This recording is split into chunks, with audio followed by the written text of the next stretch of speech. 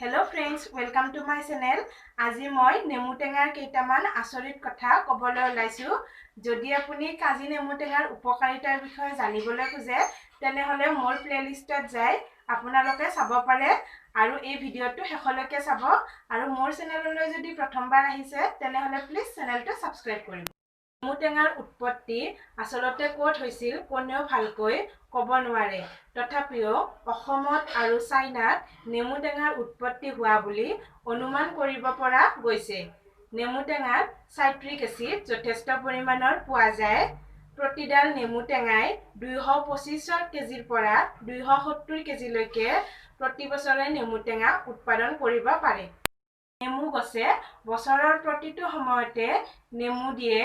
নেমুত ভৰপূৰ মাত্ৰাত ভিটামিন সি পোৱা যায়। নেমু গছৰ পাত চাহ বনোৱাত ব্যৱহাৰ কৰা হয়।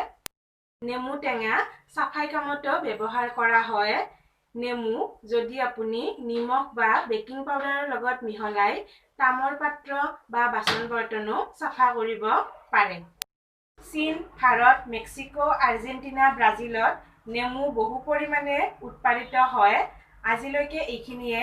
যদি আপুনি মোৰ ভিডিঅটো চাই ভাল পাইছে তেনেহলে প্লিজ ভিডিঅটো লাইক কৰিব, শ্বেয়াৰ কৰিব আৰু কমেন্ট কৰিব আৰু মোৰ চেনেলটো প্লিজ সাবস্ক্ৰাইব কৰিব।